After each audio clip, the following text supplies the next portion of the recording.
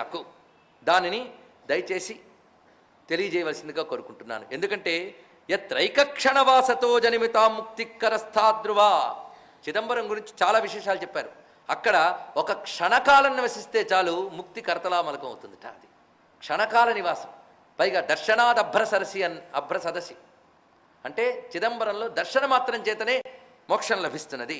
అలాంటి అద్భుతమైన ఆ క్షేత్రం గురించి నాకు తెలుసుకోవాలనేటువంటి తపన కలిగినది అనే విషయాన్ని మహానుభావుడైన నందీశ్వరుడు అడిగితే దానికి సమాధానంగా చెప్తున్నారు. దీని గురించి చెప్పాలంటే నన్ను మించిన వక్త లేడు, నిన్ను మించిన శ్రోత లేడు అన్నారు. మొట్టమొదటి వాక్యం ఇది. మయా వినాతు వక్తాపి త్వత్త శ్రోతాపి నాస్తి పుండరీక సమాక్షస్య పురస్యాద్భుత సంపద. పుండరీకపురం యొక్క అద్భుత సంపద చెప్పడానికి నన్ను మించిన వక్త లేడు, నిన్ను మించిన శ్రోత లేడు. అంటే గొప్ప శ్రోత నందీశ్వరుడు. విషయాన్ని చక్కగా అర్థం చేసుకుని అనుభవించి అనుసరించేవాడే గొప్ప శ్రోత అండి. అంతేగాని విని వదిలేసేవాళ్ళు, వింటూ ఆవలించేవాళ్ళు కాదు ఇక్కడ. కనుక 3 లక్షణములు కలిగినటువంటి వాడు నందీశ్వరుడు గనక నువ్వు గొప్ప శ్రోతవి గనక చెప్తున్నాను. దీనిని నీ ద్వారా లోకమునందుది వ్యాపింపబడాలి. అహమప్యస్య నైవాస్మి శక్తో వైభవ వర్ణనే స్థానానం సర్వేషాం తన్మే ప్రీతమం సదా.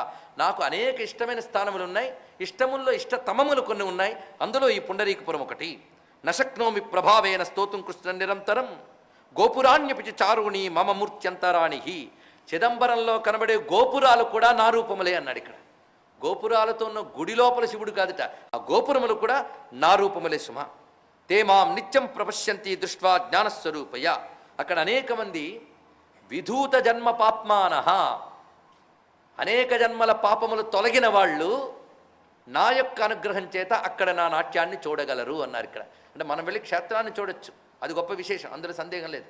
కానీ క్షేత్రంలో నాట్యం చూడాలి అంటే విధూత జన్మ పాప్మానః విశ్వపావన హేతవః అన్నారు. ఇక్కడ అంటే సమస్త పాపములు తొలగింపబడిన వాళ్ళు, లోకాన్ని పవిత్రం చేయగలిగే శక్తి గల వాళ్ళు ఎవరైతే ఉంటారో వాళ్ళు తేమాం నిత్యం ప్రపశ్యంతి, వాళ్ళు నిత్యం చూడగలరు. ఎలాగా?